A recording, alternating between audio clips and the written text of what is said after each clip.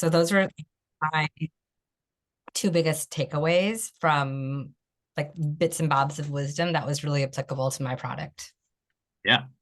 I thought it was really great when you brought out the product and they directly went right into talking about the packaging. Like, and you have such a wonderful product and your packaging is really cool. But I love their idea, to be able to see Yeah. the product, because people buy with their eyes.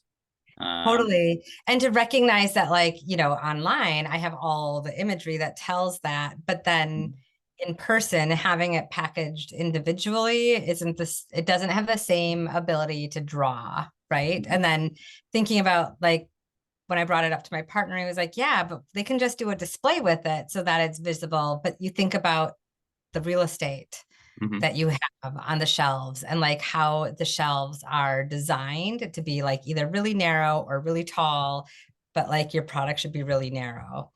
And that was a huge thing that I don't know why, but it just didn't dawn on me for that. Yeah.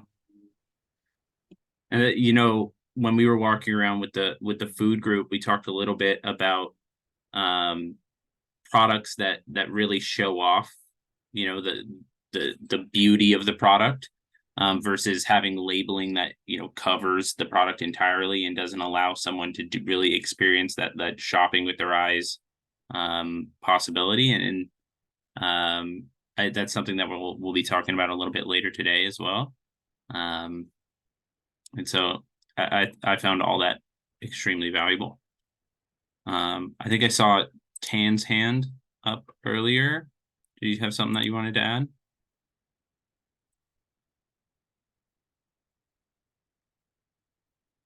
Sorry, trying to come off mute here. I was actually gonna say along the lines of what Sadie said about thinking about the packaging and things and where like the product fits in on the shelf really stood out to me. And thinking, where is your product going to, best live?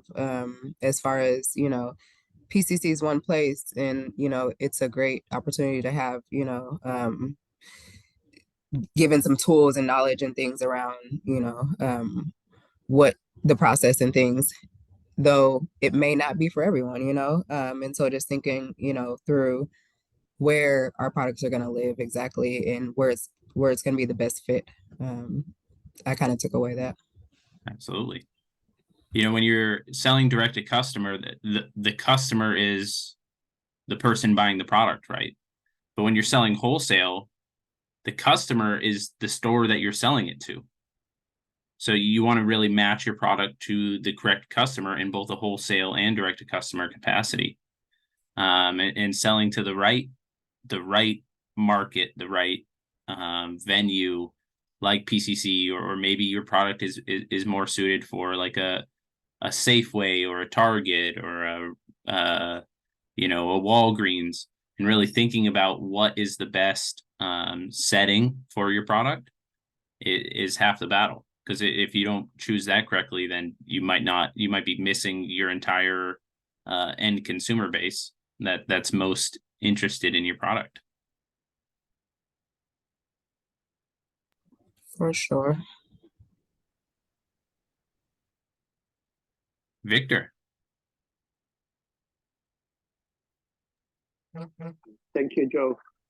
Also, I was happy to know that the members of PCC mentioned about how they will need a seasonal cake. Yeah. So I would like to see my custom cakes at PCC. Yeah. Seasonal products are a big thing. And they definitely need to source those from somewhere. And what they need season to season is definitely going to be different. We talked a little bit to them, about the lead time required for things seasonally as well, and making sure that you are sending in your product with enough time for them to see it and approve it and get it on the shelf. I definitely think that's going to be a really cool option for you in the future, Victor. Yes. Getting those seasonally unique cakes up on the shelves could be a really Right. cool path forward. Yeah. So that's all my comment. Thank you, Joe. Thank you so much. And Pam, did you have something to add?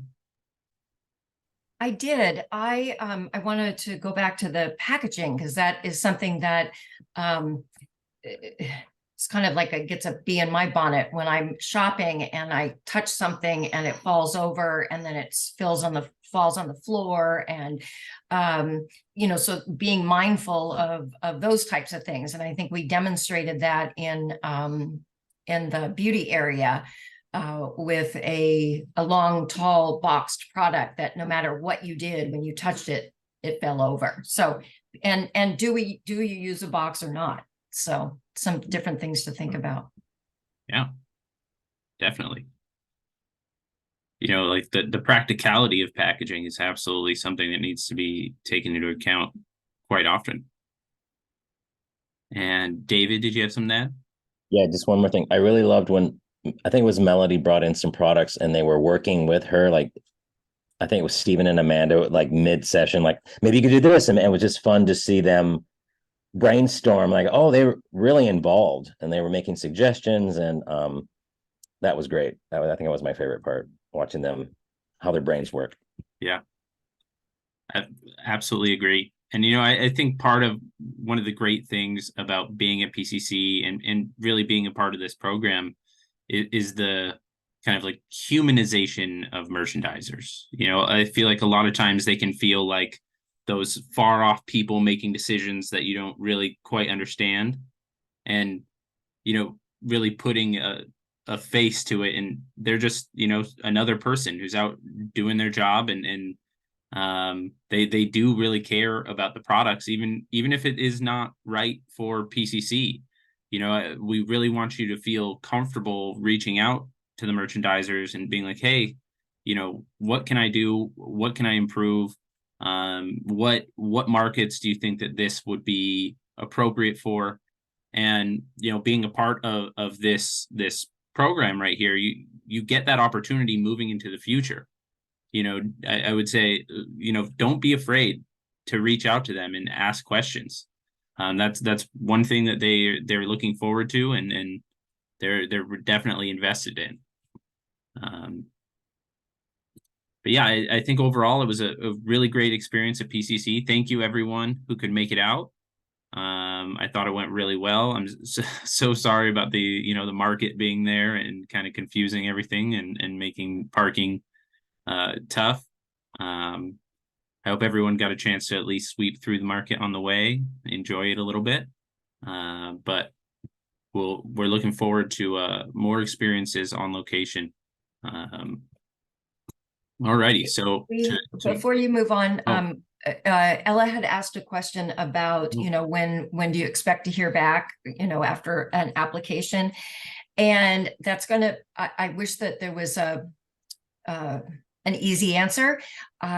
It's going to depend on a whole lot of different things, whether it's a product that they need, if it's a product that is seasonal, if it's the right time, if that's something they're looking for. But we'll be with you every step of the way as far as, you know, managing, you know, the relationships and whatnot. So. Yeah, definitely. And a lot of it comes down to workload as well. If they've received a lot of really similar products or a lot of products for their department in general, it can take them a little while to kind of to make it through. You know, one thing that they shared with us is in a lot of ways it's decision. They do get the final decision, but it is decision by committee. You know, they're spreading those products around, seeing what the other merchandisers feel, how they, you know, what they think of the product. So it's not just one person, you know, immediately looking at your product and coming up with a yes or no answer. They are taking a lot into account. So it can sometimes move quickly, sometimes move slowly. They mentioned that, you know, their onboard process does tend to be in kind of the months range, because they order ahead of time for products. It's not, you know, like you send in a product and then they start ordering 2 weeks later. That's just not the way the cycle of the grocery world works. But they do try to get through those as soon as possible. Sadie, did you have something to add? Yeah, I just wanted to add that they also talked about how they outlined for like different holidays and such that they have like a whole map of like who the vendors are, what the products they're looking at, what promotions they're trying to do, and any sort of gaps, whatever that they fill in. So it was there's a ton of insight. I'm sorry that you missed it because it was just so incredibly valuable. But I think between like the cohort here, as you keep asking questions, I'm sure people will fill in. I wasn't able to absorb all of the information because it was just so much. But I think, yeah, like it was, they talked a lot about how they are planning 3 to 6 months. And that's kind of about the timeline from what I understand that they were talking about. And even if like they made a mention of having heart-shaped things for Valentine's Day, and I have a heart-shaped product of dryer balls, and like I don't think there's really a possible way for me to get in for February. I mean, maybe I'd be surprising myself, but based on what they talked about of like the displays and how they go through doing it, it's a solid 3 to 6 months. Yeah. And that's if I think like if the stars are aligned. Yeah. I think they even mentioned, that they had been preparing for this holiday season since June or July, so that it is a really long process. It's definitely a slow burn. But they were, they're trying to get everything so it is on point when it does roll out.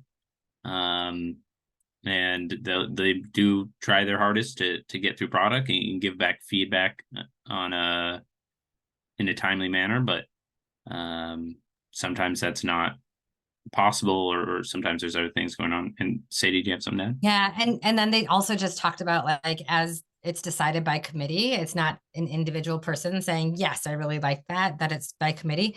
They also roll it out and test it in a few locations before rolling out as a thing that's in every shop. And they like, especially for like home and body care and like wellness of like the textiles and stuff, there's some shops or some of their markets that do better than others. So they were really transparent about that as well. So it's not like once you're in, you're in. But they were also really clear about sharing how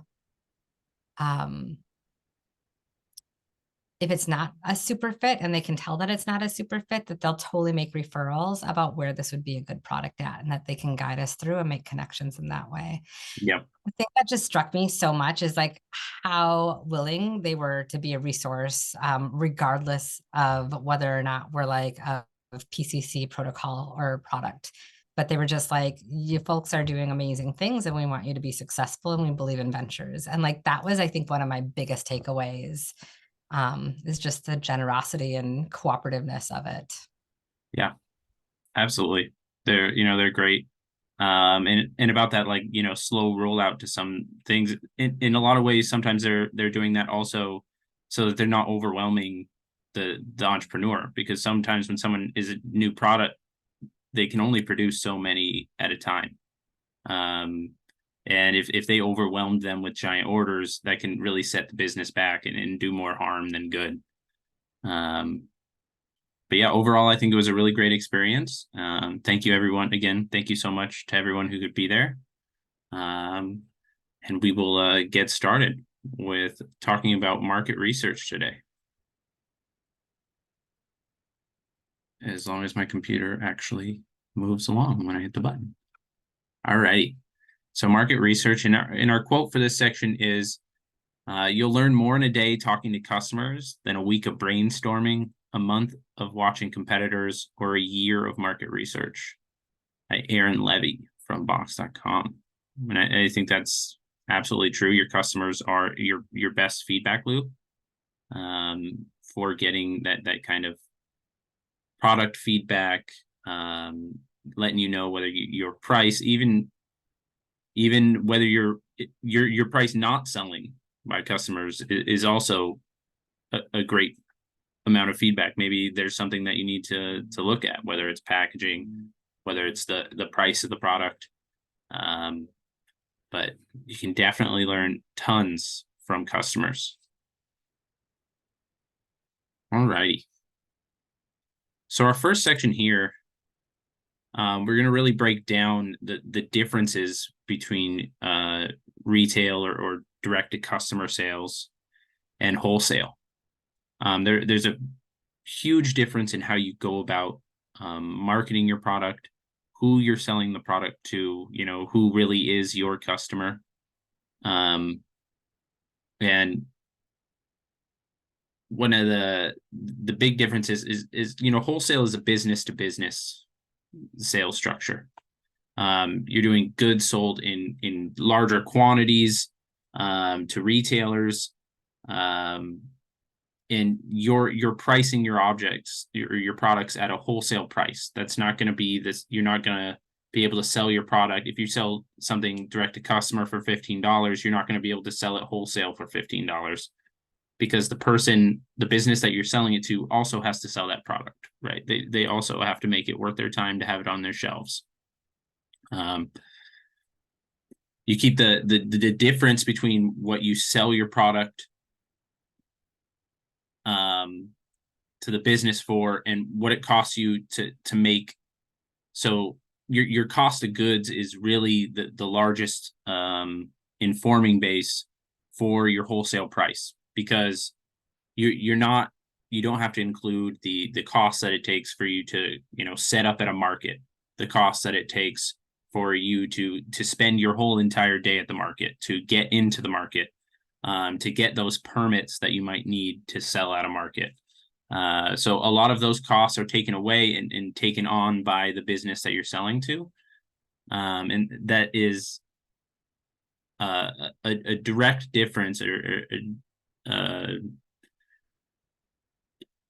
a large difference in comparison to retail or direct to customer sales. And that's when you are selling the goods directly to the final consumer. You keep 100% of the profits. So you are including those extra costs, those fixed costs, those operational costs that you don't carry when you are selling wholesale to retailers.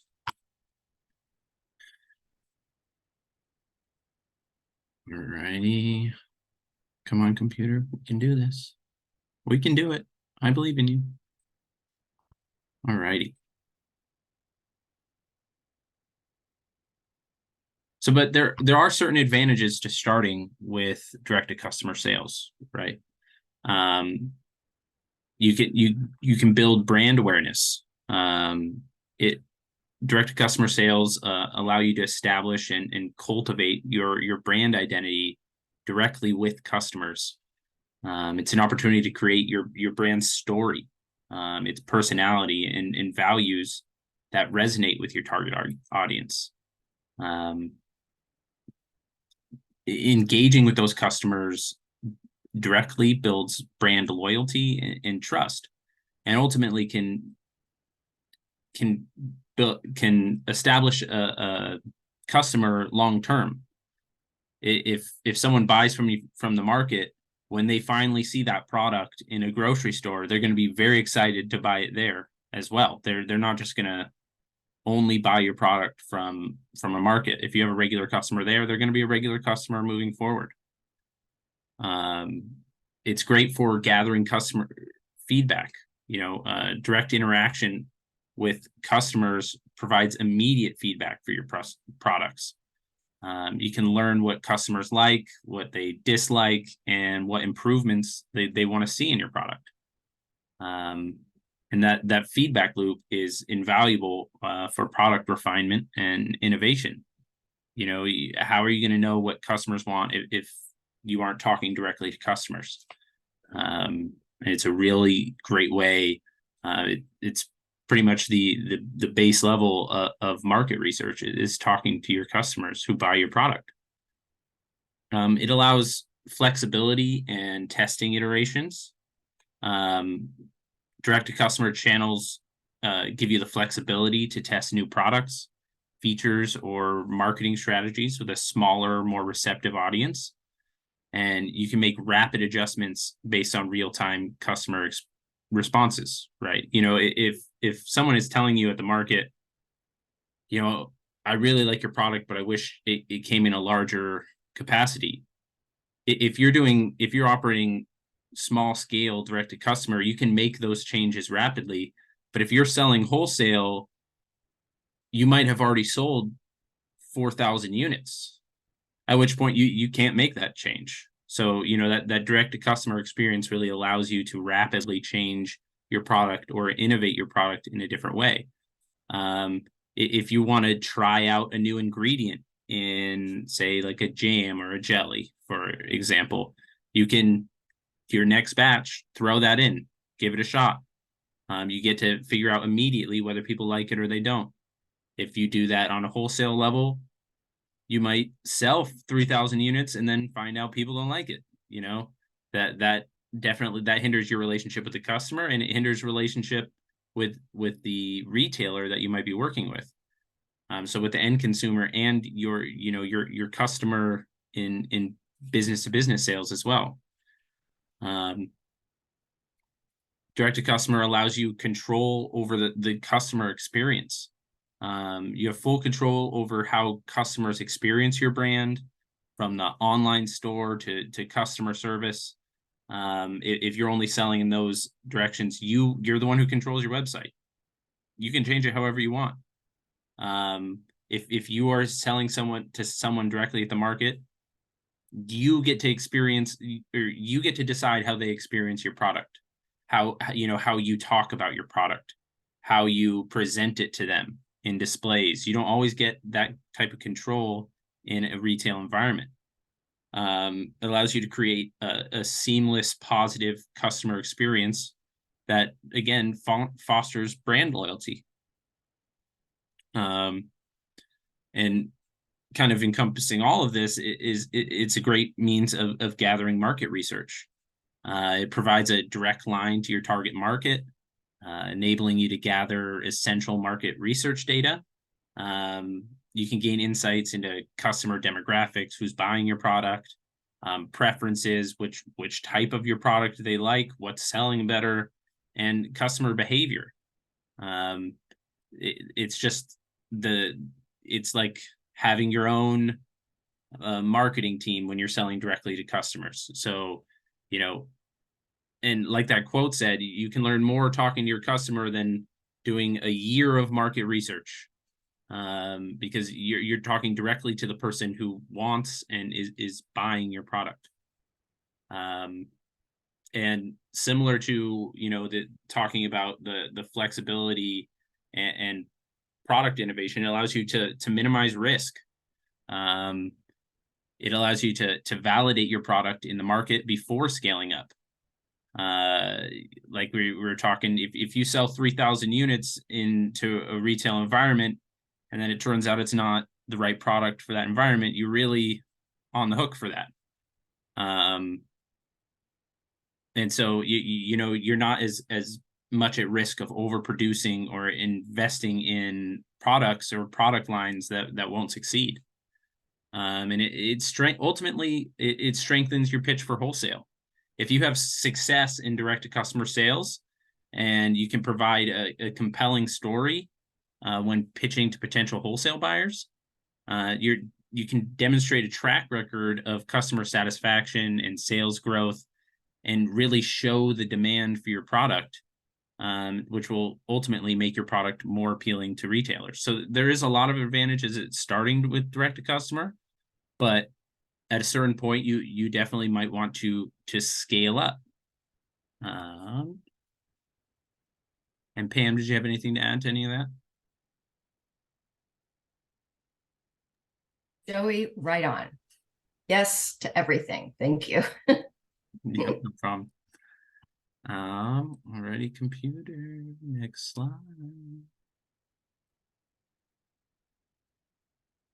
Yeah, that's the next slide. Come on. And so now we're going to talk a little bit about why you do market research in general. We talked about one of the best ways of doing market research is talking directly to customers, but there's other ways to do it. And now we're going to talk about why you do it. And first and foremost, words are hard sometimes. You can understand your customers. What does your customer need or want? You can understand your market. How do you compare to your competition? Are your prices similar? Is your packaging similar? Are you really even appealing to the same people? And you can, is there a niche? Is there a hole in the market? Do you not have much competition? All things to understand as you're moving forward with your products, and to understand your industry. You want to know the economic trends and industry changes impacting your business and your customers. Is there a new TikTok trend that is really taking off, and you have a product that you can really fit into that niche? Sales trends are a big thing, and riding those waves can help you grow your business.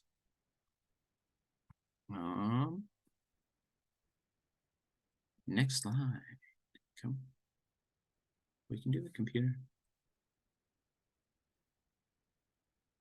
Alrighty, so first, when you're starting market research, you really want to understand your product.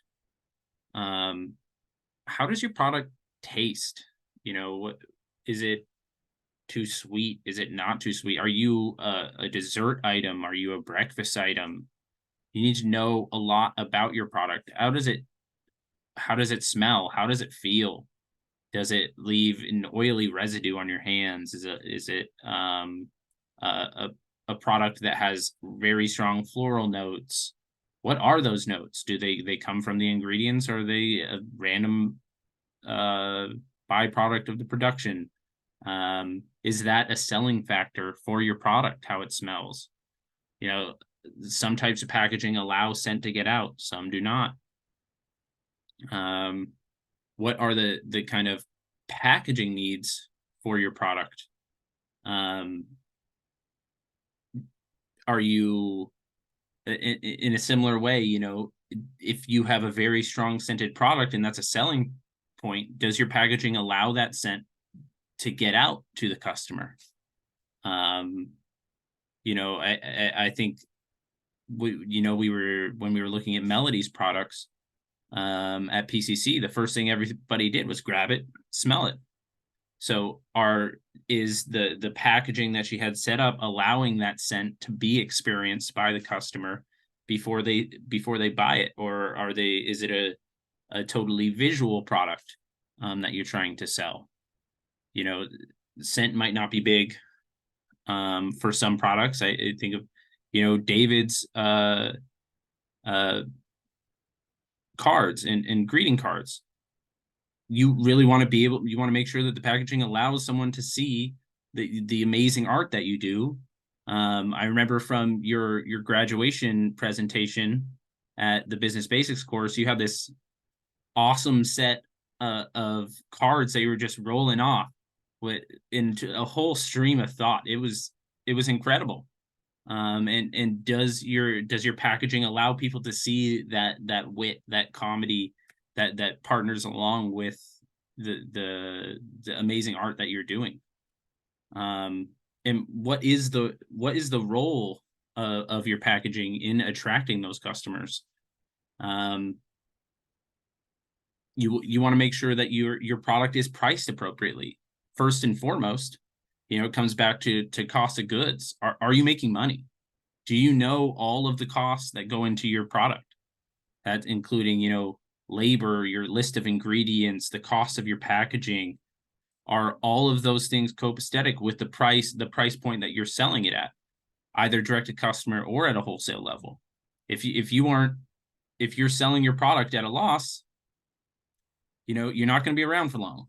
Like that's not a winning strategy. And we've seen it happen. We talk a little bit later on that pricing is one of the major mistakes that people make when starting a new business and rolling out new products, because they're not taking into account those little details that go into the cost of the product. And then are you collecting insights on what customers like and dislike for your product? You may think that your product is perfect, and that there's no need for change. But you know, what really ultimately matters is what the people who are buying it think, because after all, you're creating a business, and the point of a business is to make money. And there are really great things that we can do with that, really great impact that we can have. You know, I think of Sadie and her woolen products, and you know what that represents for the producers back in Nepal, which is awesome. And they're wonderful products, and it's a wonderful message. But if you're not making money, then you know there's only so much support that you can possibly give. So you need to make sure that your pricing is correct, and that you're getting the right insights from your customers. All right.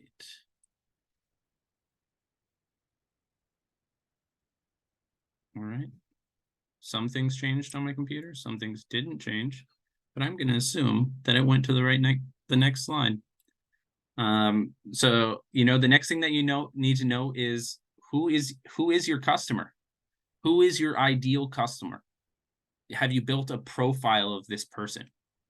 What do they value? You know, the target customer ultimately for business to business sales, you know, is your customer is the retailer, because they're the one actually buying your product. But you need to make sure that you're focusing on the end consumer in a similar capacity.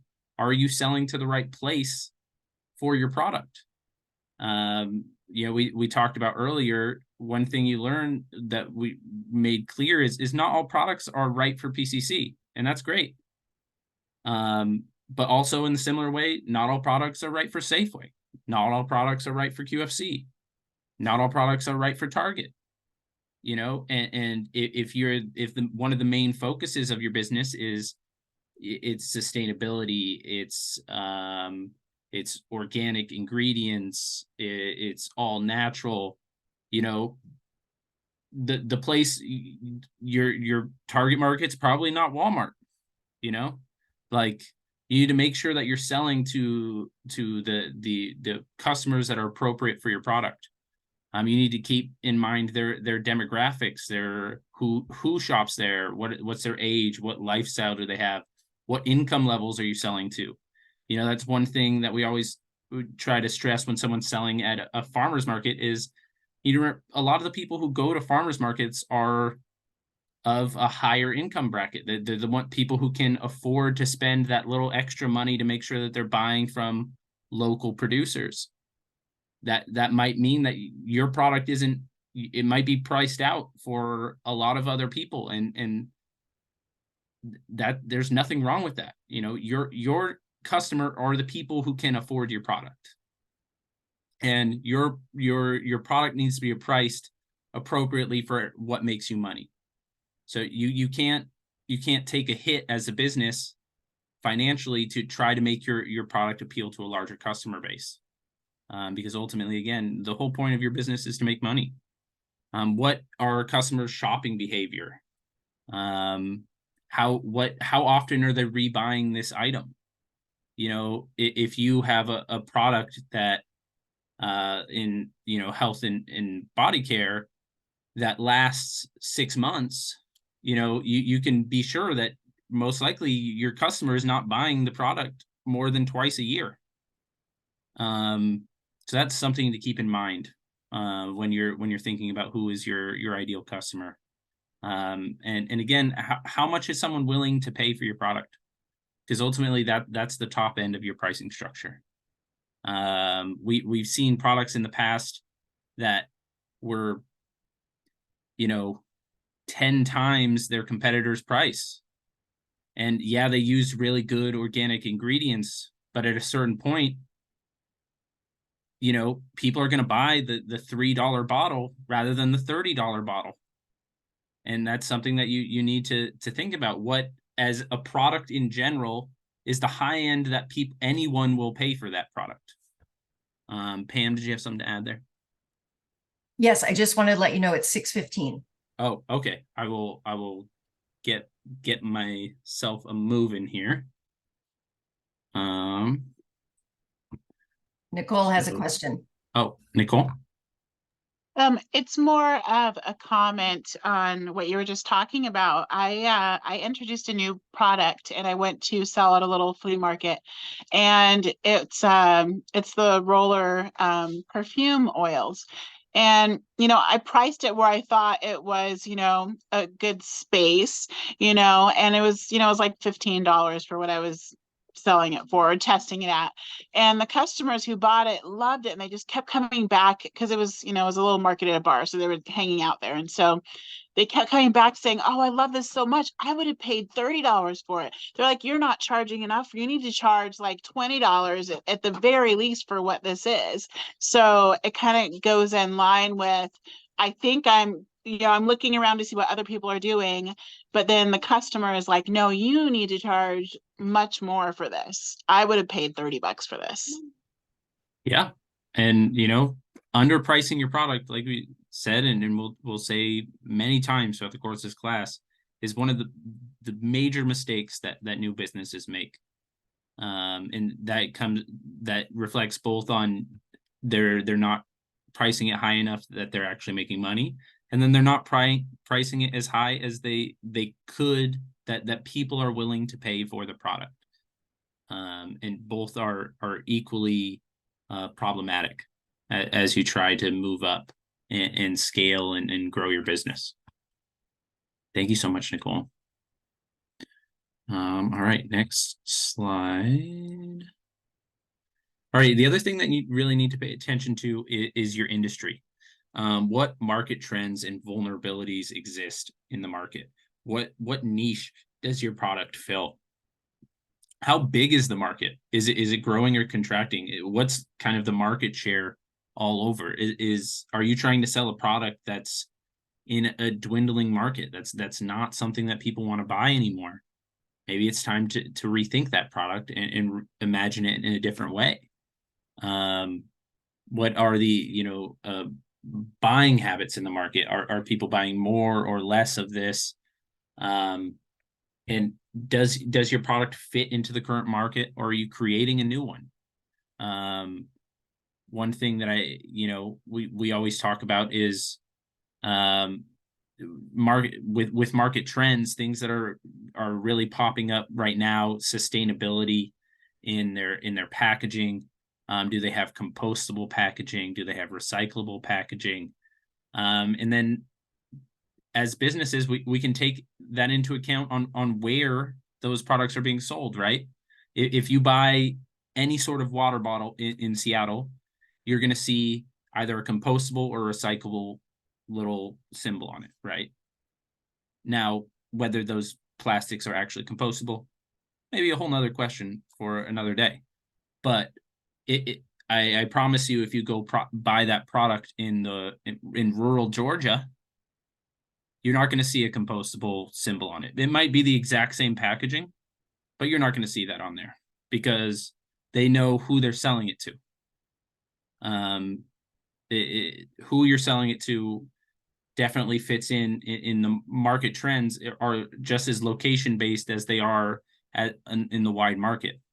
For creating your own market, an example that I love to point out is, and I talked a little bit about this in the food group at PCC, is the example of something like Grey Goose vodka. Like the parent company for Grey Goose vodka, 100 years ago, 150 years ago, I don't remember the exact timeline.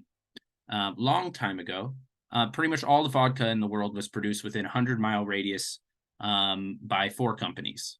They all pretty much price the vodka the exact same way. They use the exact same ingredients. They use the exact same processes. And then one day, one of the owners, and I'm sure marketing managers for the company that eventually became Grey Goose, decided, we are going to be the premium vodka. There didn't exist a premium vodka at this point. And so what they did was they doubled the price of the product, and they started doing marketing campaigns with things that were considered luxury products. They would do partnerships with luxury cigar brands. They would start providing their products at high-end country clubs, things like that. And they created this perception that their vodka was better than the other vodkas.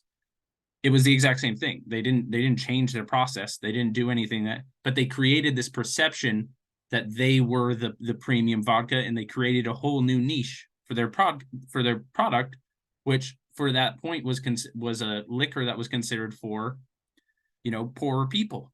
And they created this whole entire premium vodka market that we now see embraced by companies all over the world. And that's just one way that you can kind of create your own market moving forward. All righty. Next slide.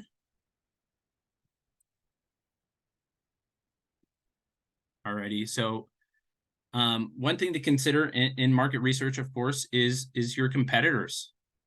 You need to be able to, you need to know your competition. Knowing your competitors is essential for strategic decision-making and effective marketing. You need to be able to identify your competitors, you need to know how to identify your main competitors in the market. And your competitors can vary by industry or product category or target market. You need to analyze your competitors' strengths and weaknesses, what works for them, what doesn't work for them. And this assessment can help you identify opportunities and ultimately differentiate your product in the future. What does your competitor, what does your competitor's website look like? What type of website design do they have? What type of user experience do they have? What's the quality of their content? How easy is it to navigate? You need to be able to evaluate competitors' promotional strategies. What's working for them? What isn't working for them? We see this all the time in commercials. These kind of like ad battles, to the point where something like people watch the Super Bowl just to watch the ads. In that sort of competitive atmosphere, how much money are you willing to put forth to get your product to as many customers' eyes as possible? And that's one marketing strategy. Does it work for all products? Absolutely not. But it's something to consider as you look at what your competitors are doing. What are your competitors pricing at? What is it along the whole entire landscape of your industry? And how does your competitors' pricing impact your pricing decisions? All things, to consider. We talked about a little bit at PCC. If you go see your product on the shelf and your product is $5 cheaper than every single product on a $10 scale, cool. Your product is cheaper than everyone else's, but are you just undercutting yourself? Like that's something to consider. You can still be the cheapest product and not be hindering your own profit margin. There's even customers that will look at that and be like, why is their product so much cheaper than the other one? Is it that much of a lower quality? And so you want to make sure that your products are both on par, and in some ways, maybe you are going to be trying to be the value product. Those are different marketing strategies, and definitely something to consider when you are looking at your competitors. It comes back to, in many ways, customer service is extremely important for your business. How do your competitors interact with their customer base? How helpful are they? If someone needs a return on the product, are they getting back to that customer way faster than you are? Because that's something that can ultimately build brand loyalty, is how helpful you are as the producer of a product for your customers. If someone buys a defective product, are you replacing that cost free? How quickly are you doing that? Are you adding a little gift when you do when you recognize that you are the one who messed up a product? If you're offering a lifetime guarantee for a product, how quickly are you replacing that product? All things to consider when you're looking at your competitors. And then, you know, what sets your product above and beyond competitors? How does your product differentiate itself? What makes your product unique, and why would someone buy your product over your competitors? What unique features or innovations or qualities exist that make your product stand out from the competitors? Where does your product excel where other products are limited? Does your scent last longer? Is your scent stronger for your product? Does your product help? Do you have a lotion and yeah, it smells great, but it also can help with psoriasis? Is it a product that is really good for people with dry skin? Does it not leave any residue where your competitors leaves a little bit of residue on your product on your skin? If you produce candles, does your candle burn a little bit longer than your competitors, or does it have a stronger scent? Or I'm not in the candle world. In some ways, maybe it's better for you to have a softer scent, but a truer, more clear scent that you're not getting any sort of extra notes in that product. So what sets you aside, and why would someone buy it? What role does the packaging have? What are your competitors using for packaging? How does that compare to what you're doing? Your packaging design, you want it to be appealing and memorable for the customer. You want someone to know your product at a glance. I was talking to Dylan at PCC, and he talked about how he went from the straight label that you see on tons of different pickled item jars and went with one that has a little bit of a wave, a little bit of texture to it. It sets your product apart from the competitors who are all using very similar packaging styles. All things to consider, and I keep saying that phrase, but it is important. And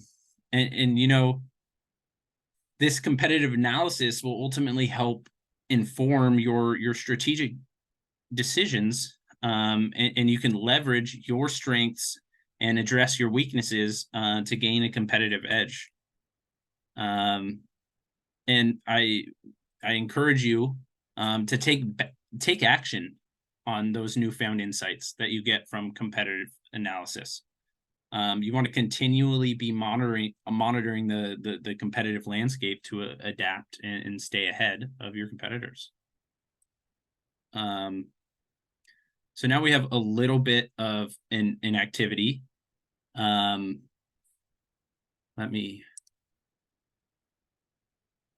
Hopefully it will load. So we're gonna do a little. Pam, do we still have time to do breakout groups, or do we just want to do this as one larger group? Do you think? We can give it a breakout. We could try breakout rooms. Is everybody familiar with that? We're just going to send you off into a separate room for 5 minutes just to have a discussion, and then come back, and then we can talk a little bit more. It is 6:30 right now, Joey. Yeah. Alrighty. So we're gonna show you pictures of 2 products. We're gonna give you like a minute to look at it. And we want you to kind of to analyze those products. Tell us what you see, what are the differences, what good things are there, what bad things are there, what sets them apart from each other. And we're gonna come back and choose one person from each group. kind of share those insights and learnings about the different products. And again, these are going to be familiar to some people who were at PCC. We talked a little bit about them in person. So here we go. Next So, slide. and feel free to make assumptions.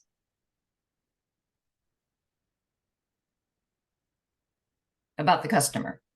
Absolutely. Does everybody get a feel for the product? I don't know if you can still see it, Joey, when you break out into groups, no? I probably not. So that's why I was gonna say, just give everyone a minute to kind of look at these images, think about them, kind of lock them in your head a little bit. Well, it might be easier now that I'm thinking about it, just to do it as a group, because I think you might need to reference the pictures. Yeah, that's true. Don't you agree? I think so. Yeah. Probably poor activity. All right.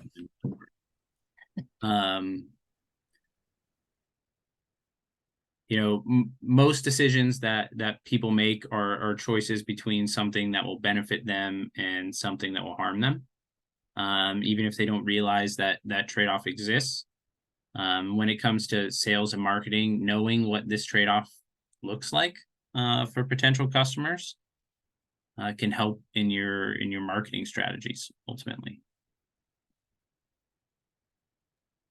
I'd like to ask a question of the group. Looking at these two different products, what let's just say from the point of view of the packaging or the labeling and the name of the product, what can you surmise?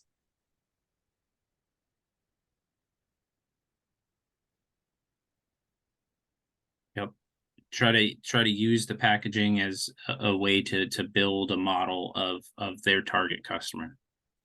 Dan? Yeah, I mean, the first thing I kind of noticed was you can see the jelly in the first picture here on the left, my left. And I can see the names of them too. They sound pretty good. But and then I noticed on the other one, Girl Meets Dirt. I'm not sure, if I'm assuming anything about the customer really. I'm just assuming that I probably wouldn't want to try the product. I don't know, just because the name for me, honestly. But that's me. Yeah. I see a pair in there, but is there a differentiation on like that? Just looks like it's with their logo instead of being a differentiation for the type of product it is. Mm-hmm.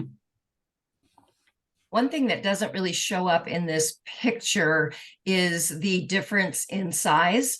The ones on the left are half the size about of the other.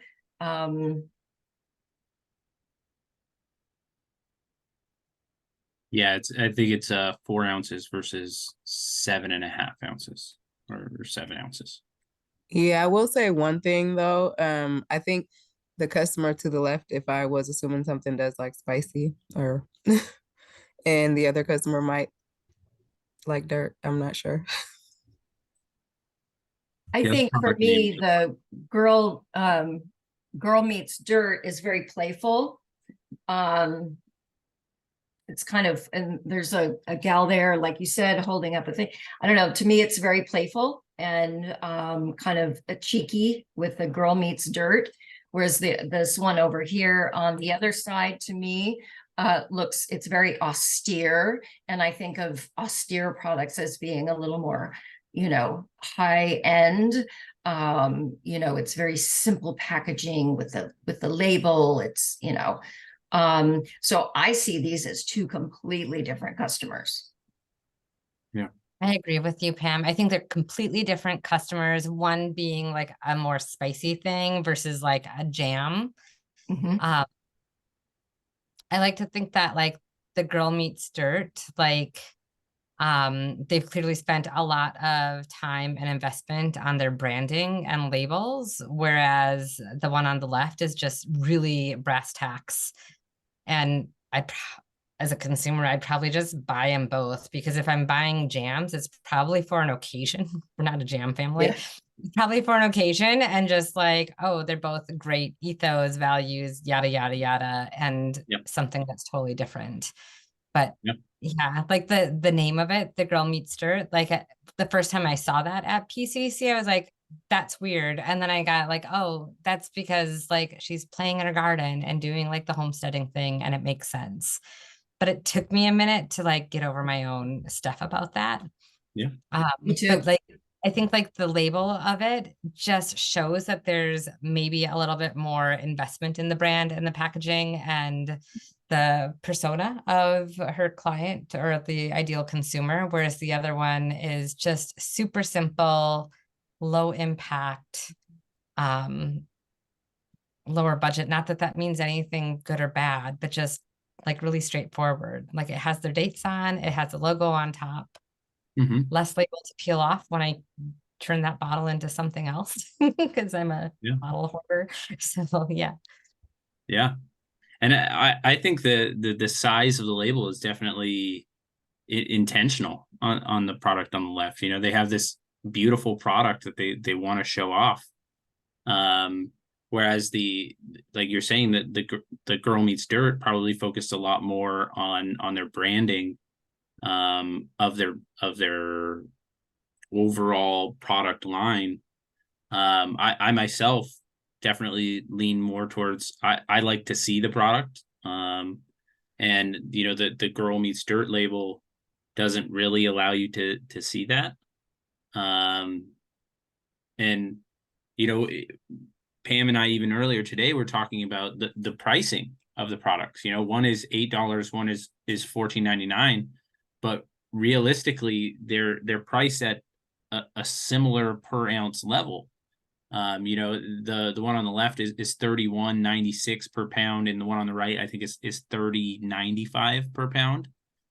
And what that kind of meant to me is you know, the person on the left might be appealing more to a customer who would be more likely to buy multiple of the objects, because you know, they are interested in the way it looks and kind of like showing that off.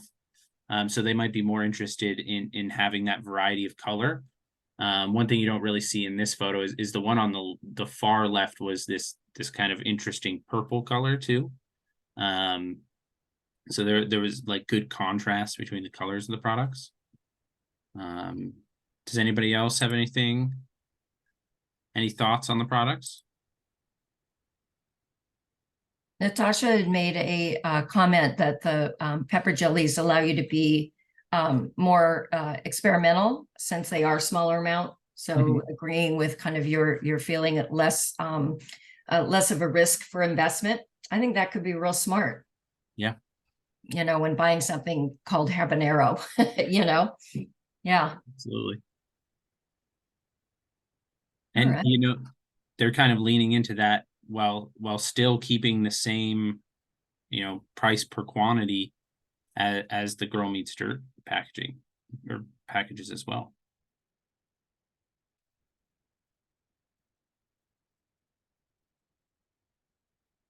All righty. All right. Moving on. So we will move on. And I will pass the torch off to Pam. Thank you. Next section. And I hope you don't hear this, but as soon as I've got fire trucks and things going by. So Joey, I think already gave us an idea of what the #1 mistake is that entrepreneurs make. Anyone? Shout it out. Price. Yep. Price. Price too low. Next slide.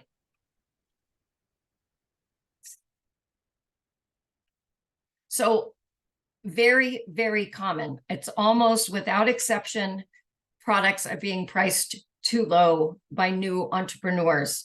So something that I want y'all to think about is, instead of asking yourself, what is my product worth? Ask yourself, what will my customers pay?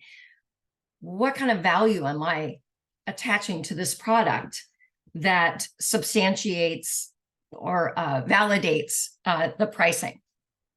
Next slide. So a couple of little pricing tips before we kind of dip in. These are things that I wanted to just kind of shout out, is that a healthy profit margin, in other words, pricing your product at the right price, is really going to allow you to invest and have your product be sustainable, able to scale your business.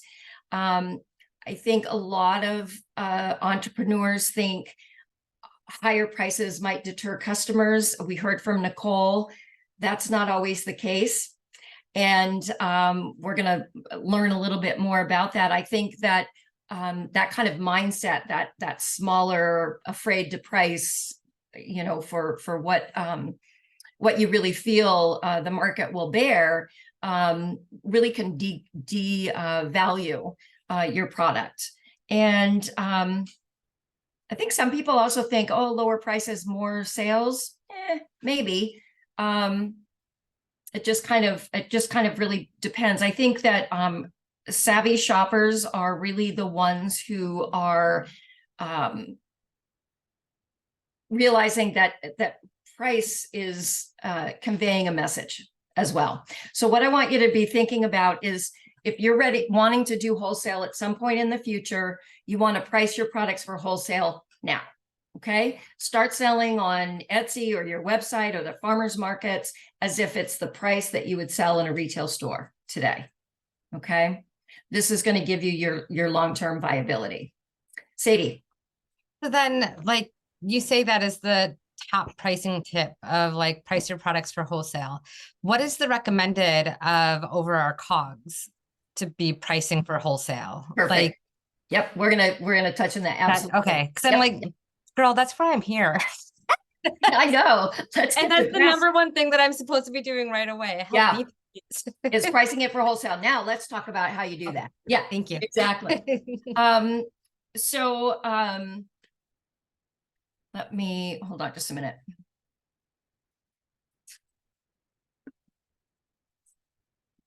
So the next slide.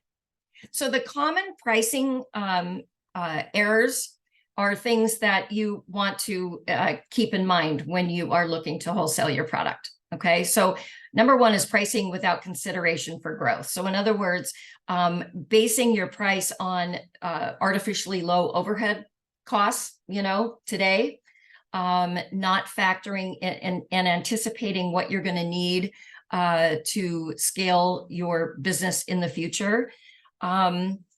You know, we talked about, I know David, with using brokers and co-packers and other things like that, that definitely takes away from your profit margin. So you do need to think about those things now. I know our breakout group, we talked a little bit about this, that the last thing that you want to be doing as an entrepreneur is delivering your product, attaching the labels, you know, physically making the product, those types of things. At first, yes, you're going to do that, but that is not scalable. At some point, if you're wanting to grow the business, you are going to have to let go of some of those things, and those costs need to be considered in your pricing. So free yourself up then to, you know, spend time marketing your products, creating, you know, building relationships with retailers. Also, do not assume that just because you are the newest competitor or the newest person on the block that you need to have the lowest prices. Okay, don't feel that way at all. Do a competitive analysis. We talked about this just a moment ago. Understand how your competition is pricing their products. How do you compare? I mean, that is important. But please don't try to go head to head with some more established brands and undercutting price, because they are, you're not going to win that game. Okay, so you need to be very, very strategic at the beginning. So, being competitive and having competitive pricing is important for a new brand, but I think what's as important, if not more important, is to figure out what that balance is between the two, between the value that your product is giving. Pricing decisions you need to remember are they really should align with your brand's strategy and also your overall growth objectives. So these are things to consider. Okay. And then also, of course, pricing your product solely on cost of goods. So when you're calculating out cost of goods, we'll touch on that in a moment. What you're doing is saying, okay, well, my product costs $10 to make, so I'm going to sell it for 10 and I'll make $5. But 10 might be cutting yourself too low, 10 could be too high. You need to do all of that research. You need to understand your customer and what the market will bear and what the competition is doing. So what I suggest is what's the next slide, Joey? Sorry.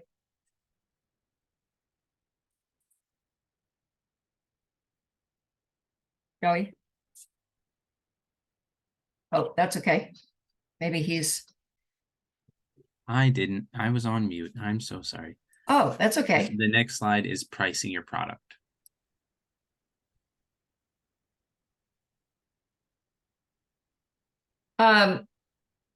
Yeah.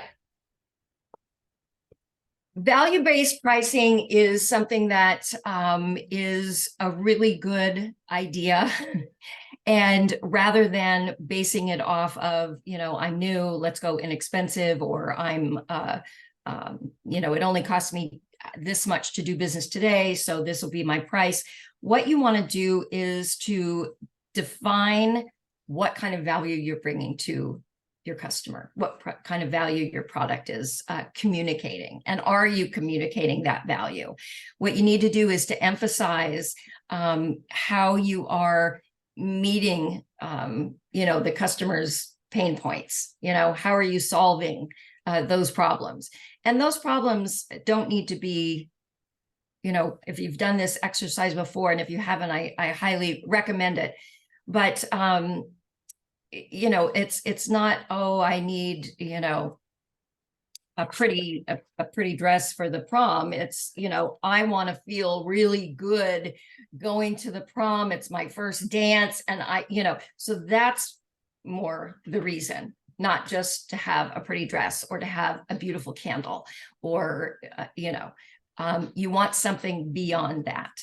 And a couple of things that you can do is kind of concentrate on highlighting quality. Customer service are areas that you can communicate value. There are some examples that I was thinking about in terms of communicating value, and some different ways that you can think about your products and how they might communicate this value. One would be transparency in pricing. And an example of that would be Patagonia. I know Patagonia is very upfront about the costs of their labor, the costs associated with creating their product, their materials, and also their environmental costs. So they really share this information. So that's a way of explaining their value through their transparency of their product.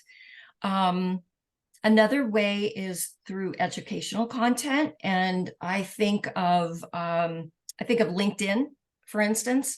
I also think of is it HubSpot? Yeah, where there is a lot of content there to look at, videos to watch, understanding certification courses, things of that nature.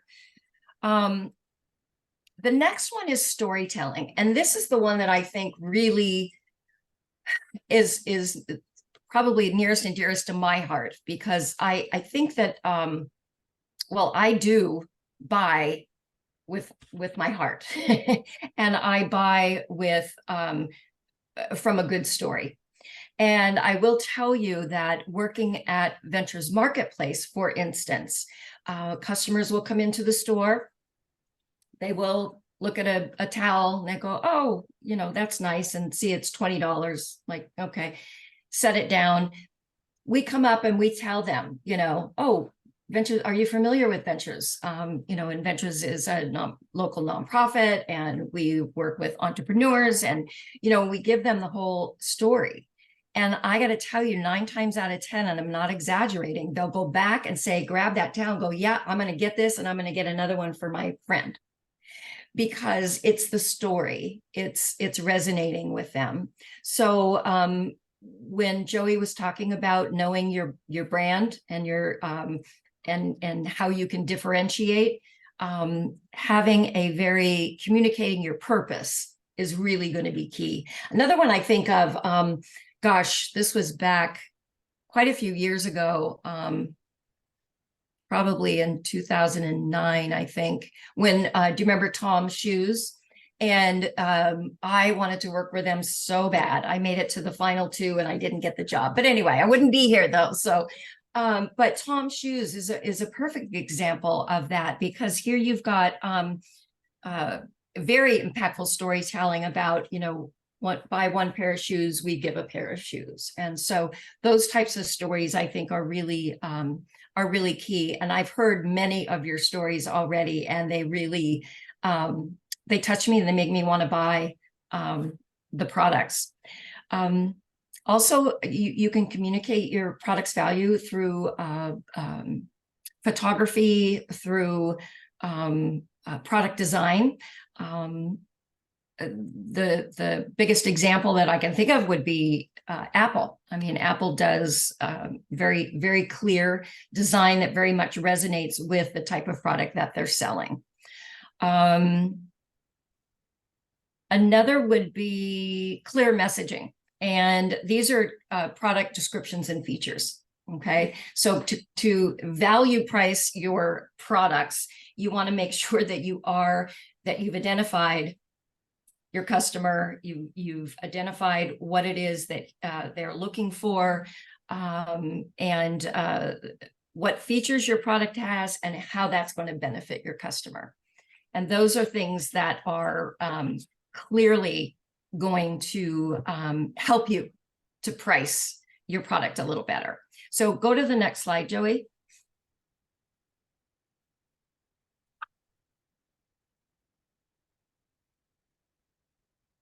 All right. We talked about this. It just really bears repeating. For pricing your product, it starts with market research, and it starts with knowing your competition. How does their price compare to yours? What is their positioning? Where are they sold? Know all of those things. Have them written down. These things can also change over time. I cannot stress enough how important it is to know your customer and what it is that your customer wants from you. Your business strategy. Your business strategy is going to play into your pricing strategy. And that is, are you planning to scale up? How far, how far can you push? How far can you push it? Pricing is it's really a big factor in branding and also reputation. And it does speak a lot about your products. I think if you are pricing your products way too high, people are going to think of your product as being kind of arrogant. If it's too low, they're going to wonder what's wrong with it.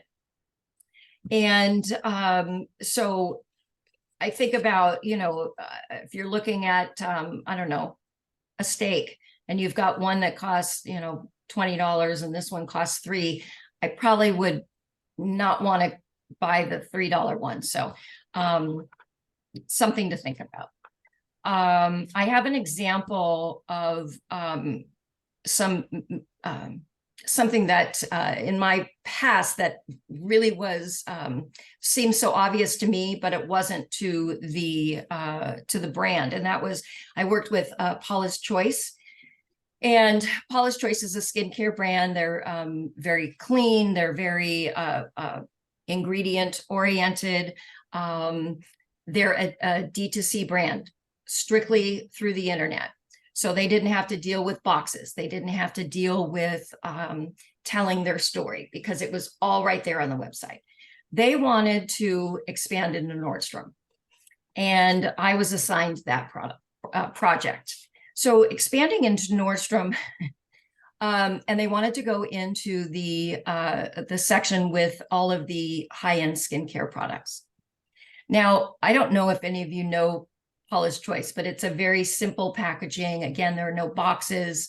And also the product, their #1 star product was like $32. And it was sitting there next to this gray bottle that got a little bunged up because it didn't have a box, sitting next to, God forbid, a $150 cream or serum, pick your choice. And it sat there and it looked like it didn't belong, and it didn't, and people didn't buy it. So it was inexpensive for sure. It was extremely effective product, one of the best on the market. And I credit my skin to that product. But it just didn't work. It did not work for them. And they couldn't see it, but you have to be selling in the right place, and you have to be able to give that right message, or you're just not going to really have success. So does that help with?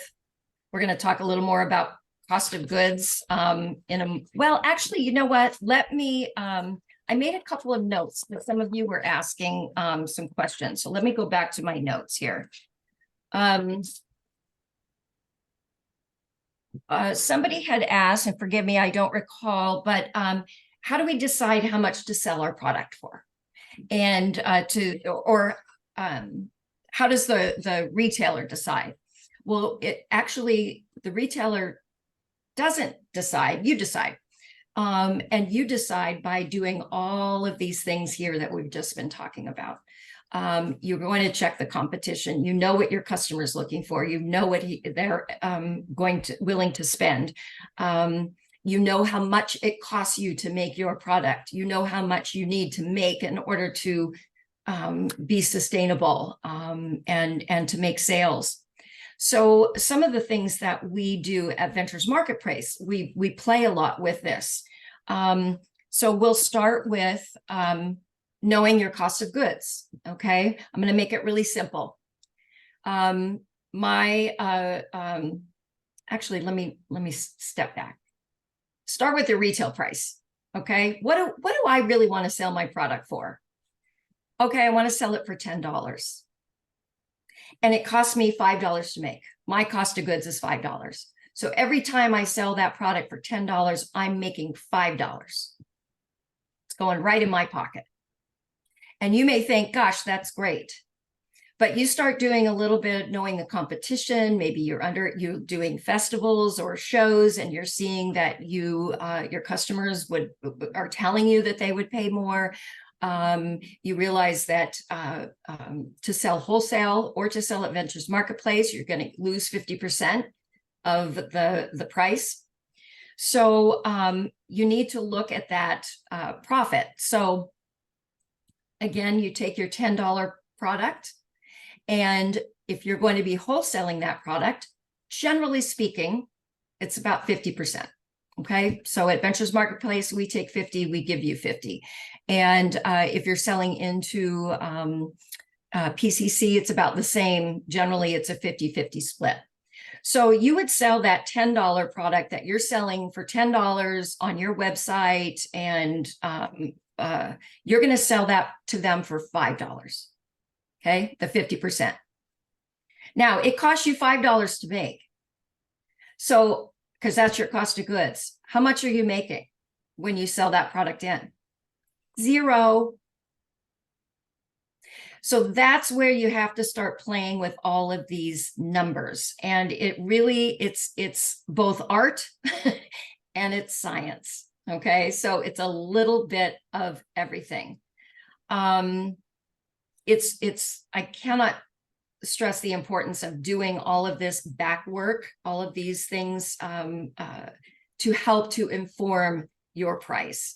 I happen to know there is somebody who went through this course before my time, before Joey's time, maybe about 4 years ago or so, before COVID. And I know that they were working on a product, and PCC decided to take it. And they've been working on it. I mean, this has been a 4-year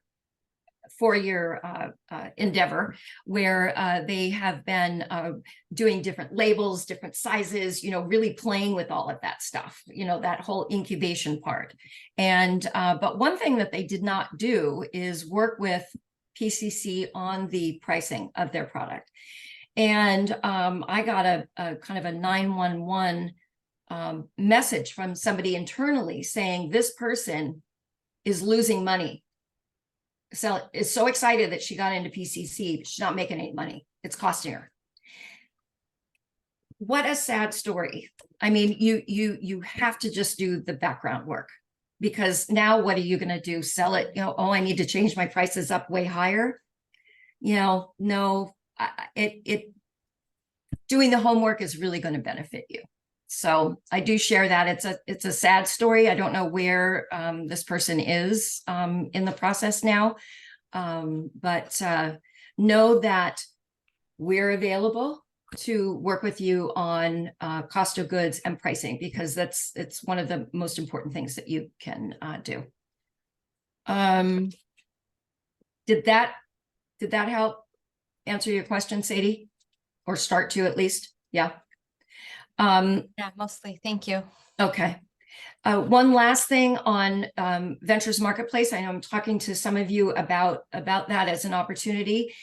It is such a wonderful place to have your products to incubate, to learn and make mistakes, and where it's not going to cost you the end of the world. Joey mentioned, or it's not going to be the end of the world. Joey mentioned, oh, I'm going to make this product, I'm going to make 3,000, it's going to be my #1 seller, and your customers tell you differently, and you can't sell it, and it goes in the trash. So you can make those mistakes at Ventures Marketplace, or we can work with you and help to kind of play through different ideas. We're working on a couple of products. Prices have gone up tremendously. And so the cost of goods has gone up. And yet I'm not seeing very many people raising their retail price. And so that's something that I've been talking with each of the entrepreneurs about. And one of them, we did try. We just raised the price of their product by $5, and we're going to see if it works. If it was a high selling product, we're going to see if it works. So you can make mistakes in a smaller. So I encourage those of you that I know, Dylan, you sold at Ventures Marketplace. Yes. Are you there? I am. I did. When I first started, before I got my Pike Place location, I was selling at Ventures. That was also before I upsized on all of my jars. So I started there on a smaller jar and was super successful. And then due to market research, I realized that everybody in my category was selling in a larger size jar, a 12-ounce jar, as opposed to a 9-ounce straight-sided jar. And so I was like, well, rather than try and create a market for myself in that jar, I'm not trying to reinvent the wheel. Like, I took that aspect of what like a big corporation like Mama Lil's is doing, and they pack everything in a 12-ounce jar. And so that's when I moved my jars up there. And actually, funny enough, Pam, I just gave away the last of those little 9-ounce jars. I was giving them out as gifts to my customers as like just a little, here you go. Look at where we started and where we're at, kind of like a thing. So yeah, no, it was great for me. Like I said, and then we got into Pike Place, and I didn't know enough about wholesale to be able to have a product being wholesaled in the same spot I was retailing it. So that was a learning experience first, but I am happy to say that, we have product at the Made in Washington store in Pike Place as well. Yeah. So I'm back to it now. I have a place where I'm wholesaling right next to where I'm retailing. And so Dylan, congratulations. Huge success story. I'm so glad that you're here, and thank you for sharing, because it is different when you go to wholesale. You just got to think about all this stuff. I know it sounds kind of wordy, and it's like, it's a lot of work. I just have this beautiful product and I just want to sell it. But for future success, it's important to kind of check all those boxes. So I'm so happy for you, Dylan. Congrats.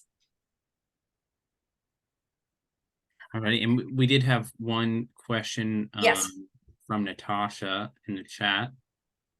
She says, okay, so to clarify, wholesale equals you make 50% of the value up front and then 50% of the remaining value if and only if the product actually sells. If it gets clearanced out because it isn't selling well, then the price would be half the clearance price.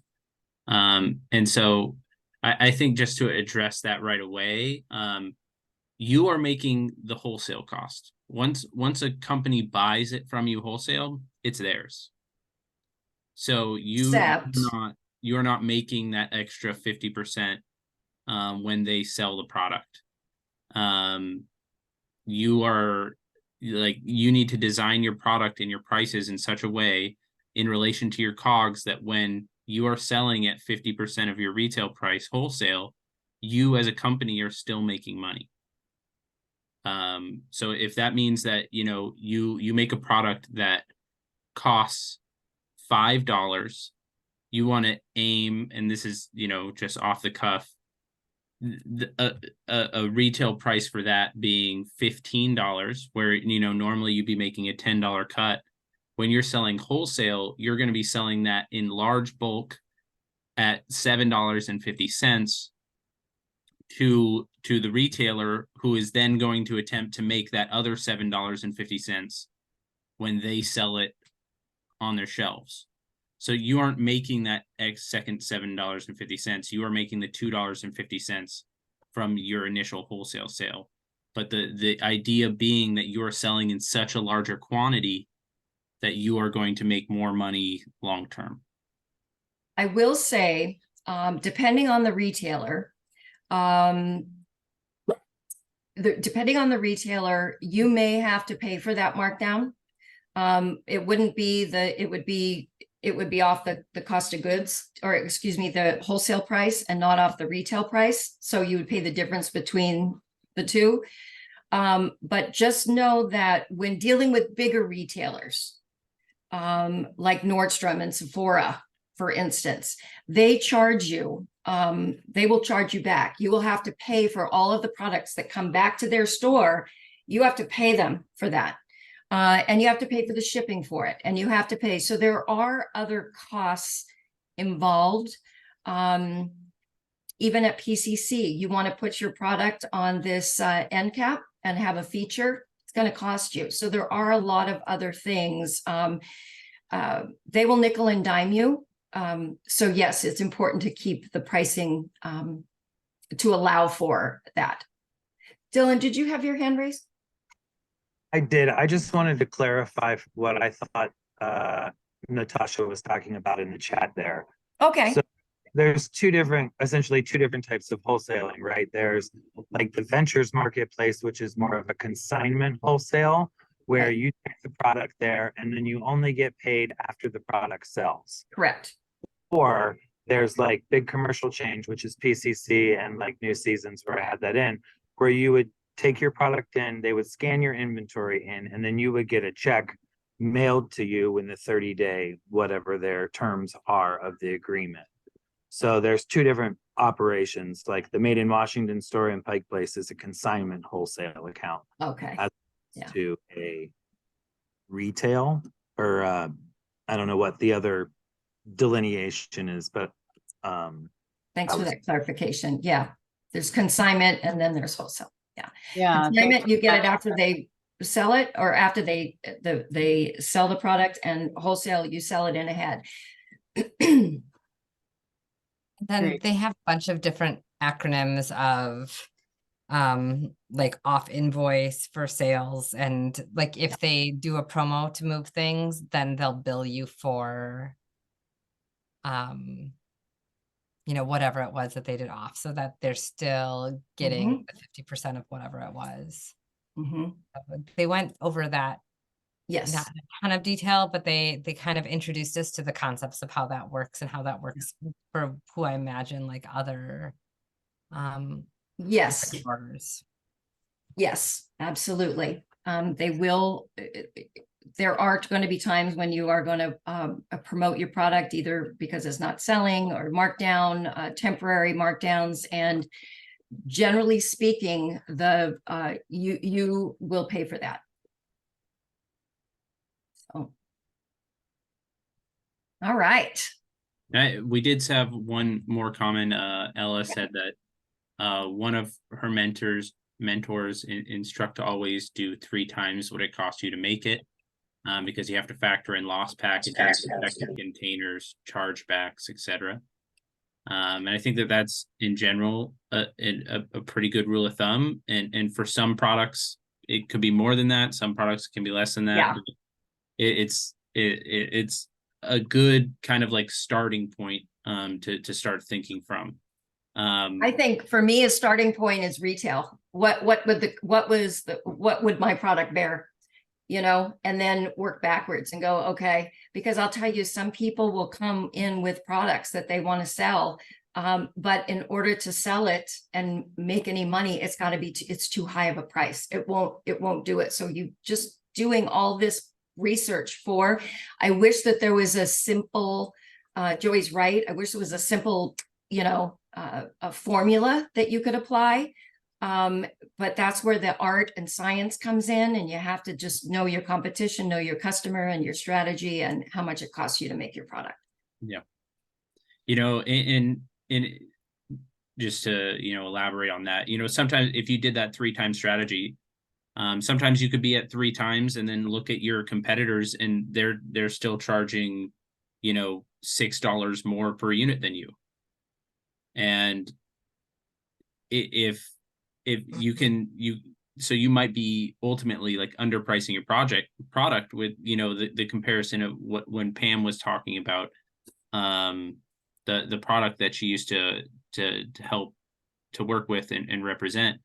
When you're so far below for certain types of products, when you're so far below in price of your competitors' products, sometimes people are asking, okay, why is that product so low?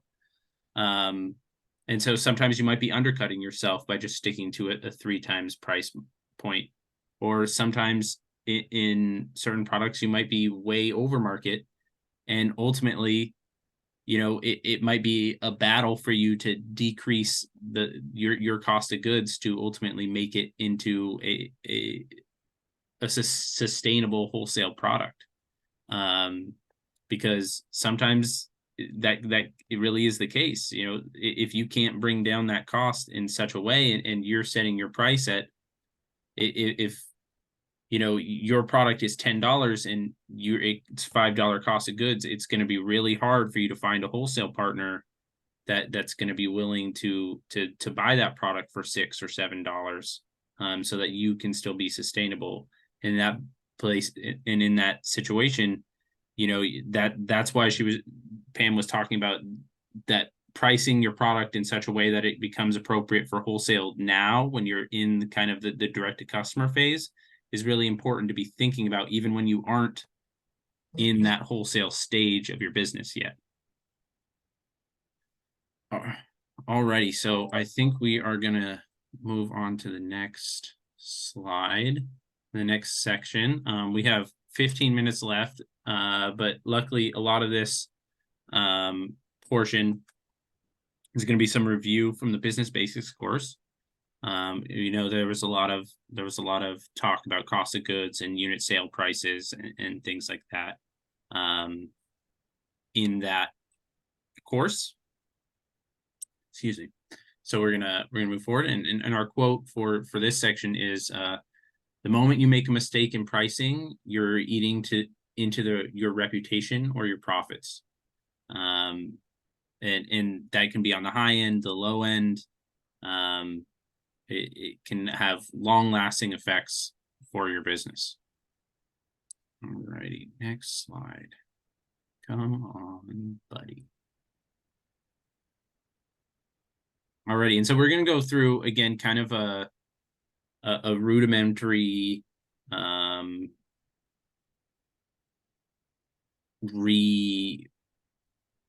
reiteration of the business basics course here.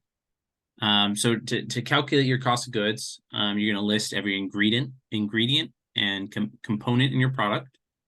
You'll be aware of those price changes. I tell food product producers, and really even food service restaurants, which are food service businesses, who are, you know, the businesses that I primarily work with, they should be reviewing their prices at least once a quarter, and ideally once a quarter, and at least twice a year, because, you know, the inflation target for the United States is 2% per year.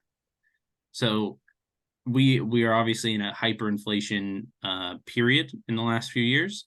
So reevaluating your costs often is important to be able to make sure that you are pricing your products appropriately, and not losing yourself some money. Even if you are in a situation where your products are you're still making a profit, you might be undercutting that profit by not reevaluating those costs of goods. And you can do it, you know, there's going to be different prices for certain products seasonally, and then as the market as a whole changes, maybe your type of product has actually increased in cost, that you may not have even seen reflected in your cost of goods. So that's why doing that market research and keeping track of what your competitors are pricing their products at is important.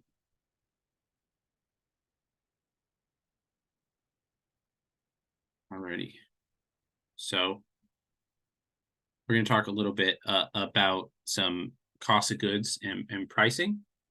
So to determine the price of your product, you want to use your cost of goods as a baseline. That's literally as low as your price can possibly physically be to make money. And then you're going to want to consider different things. You know, you're going to want to consider your variable and your fixed costs. And variable costs, you know, often called out-of-pocket costs, are the cost of doing business. These are going to be your production related costs, your cost of ingredients, materials, your labor, how much advertising are you putting into the product? If you're using someone to sell your product, are you offering any commissions? It's going to be kind of like the raw things that increase and decrease based on volume of what your production is, right? And then the other thing that you're going to be focused on is fixed costs. And in the business basics course, those are often referred to as operational costs. And those are the costs of being in business. What's the cost of your licenses, your permits? It can be a one-time or constant expense. How much did you pay for that big fancy packaging machine that you bought? So it's kind of oftentimes the prices that you pay regardless of whether you're producing a product at that time. If you're renting out a workspace, you know, you're at a commissary kitchen, have you leased equipment? Do you have business insurance? For a lot of situations, you're going to need business insurance. And so, and then there's the kind of like we call them here semi-variable costs. Those are going to be your utilities, your taxes. They're oftentimes mostly fixed, but they definitely can vary.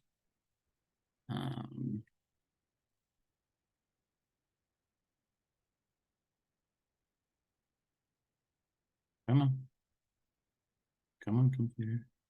Oh, it's showing. Oh, there it goes. It just moved slowly on my screen.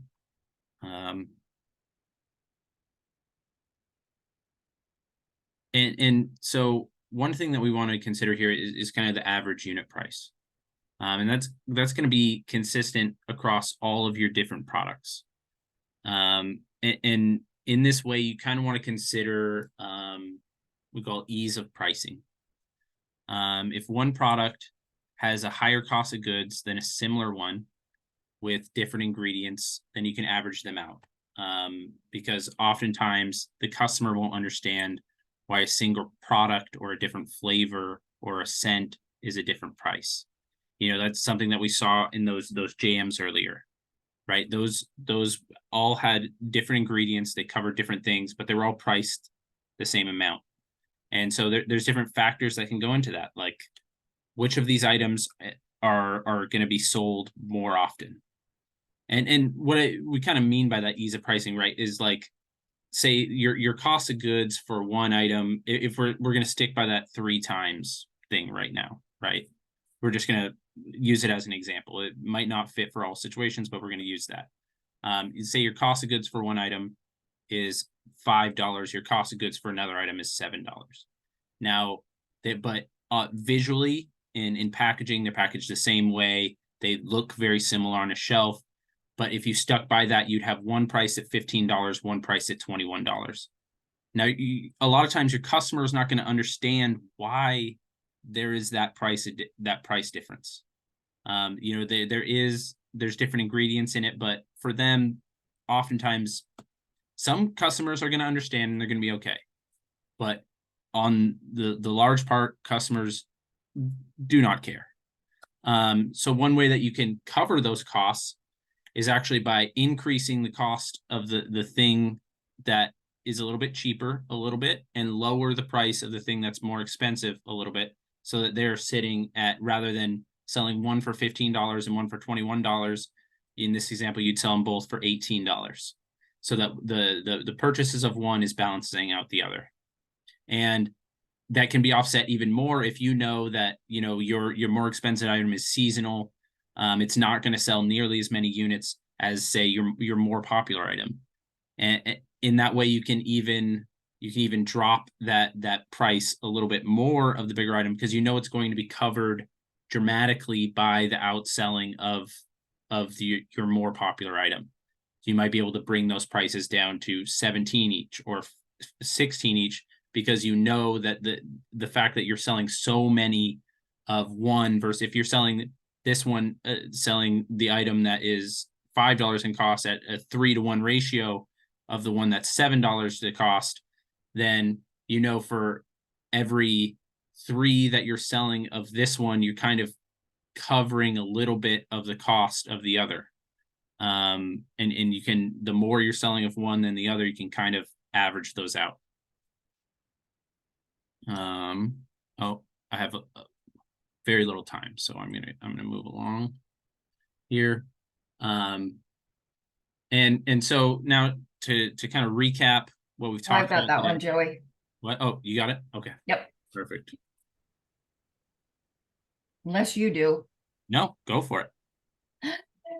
Quick recap. I know we covered an awful lot here, and it's, as I said, art and science, but a few things that we want to make sure that you take away today is to start with direct-to-consumer sales. So gather as much information, it provides you as many different insights into your customer, help you to refine your messaging and your product. And ultimately, it's going to improve how you pitch your products in wholesale. So beginning with talking with customers directly is really key. The other is collecting in-depth information about your product. This market research is extremely important. You want to work with customers to understand, you know, maybe their price sensitivity or, you know, sensory aspects of it, packaging preferences, things of that nature. Understanding your customer, really also very key and crucial in order for you to make the right decisions when it comes to not only your price, but also how you market your product to your customer. It really informs that decision. And avoiding that pricing too low. So making sure that you are considering the competition, anticipating any potential rising overhead costs, letting go of the fact that, you know, I knew I've got a price low, and instead concentrating on the value that you bring to the customer. And also not considering just cost of goods when pricing your product. Price for the value of your customer. So once you understand what your customer wants, you can then articulate that in all of your messaging. And it creates a very seamless product and a very a product with sustainability. So market research, customer understanding, sound pricing strategies when transitioning to wholesale, all things to really, really consider.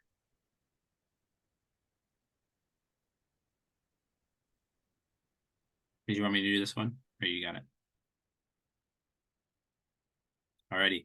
All right. So we are coming to a close of our third class for this course. So the schedule coming up is next week. We're going to be going over operations, line sheets, packaging, using distributors and sales reps and co-packers. On the 20th, we're going to be going over working with buyers and kind of really developing those soft skills.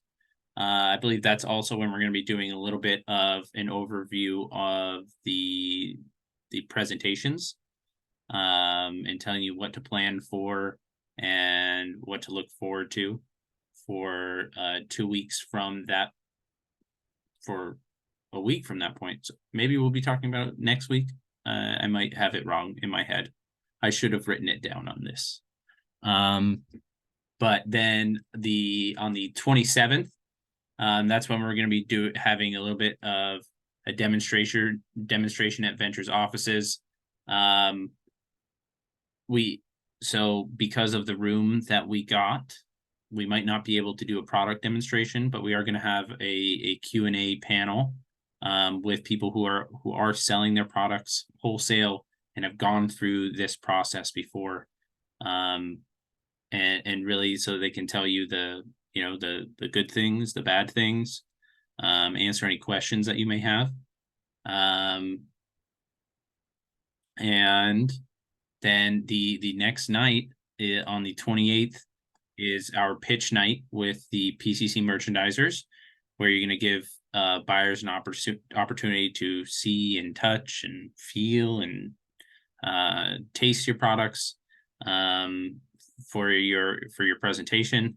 That's where you're really going to get a run through on how to present your product and speak to it and move forward in a way to present your product towards merchandisers in the future that may be PCC, they may not be PCC, and really establish that confidence to be able to talk to your product with anyone who will listen. Joey, if I could add, also, we will, I just wanted to reiterate that PCC will be awarding for different entrepreneurs with $2,000 grants for those businesses that present their products in such a way that they feel have viability and sustainability. So we will talk about more about what that rubric would look like and share that with you as well. But that's pretty exciting. And plus, in addition to that, everybody is going to get a lot of kind of real world feedback, which I think is really helpful. Alrighty. So that is the question. Any of that help me since I'm not able. sorry, Judy, can't quite hear you. I'm sorry, my speaker again. I don't live near Seattle, so would any of that benefit me? Would I need to go to those classes? We honestly hadn't thought about that. Yeah. So we might be able to do a virtual presentation Okay. for anyone who isn't in the Seattle area. Okay. And yeah, I don't see why, we're all pretty used to it at this point. We've been in this kind of virtual landscape for the last few years. We are excited about the in-person day, but if it's completely impossible for someone to make it out there, then we will work with what we can. Okay. Thank you, Judy. Oh, this is one of my favorites right here, Joey. A comfort zone is a beautiful place, but nothing ever grows there. So I live with that daily. Anyway, gosh, thank you all so much. I feel like we covered so much territory, but we're here if you have questions or, shoot Joey and or me an email, and we'll get back to you, and we look forward to connecting again.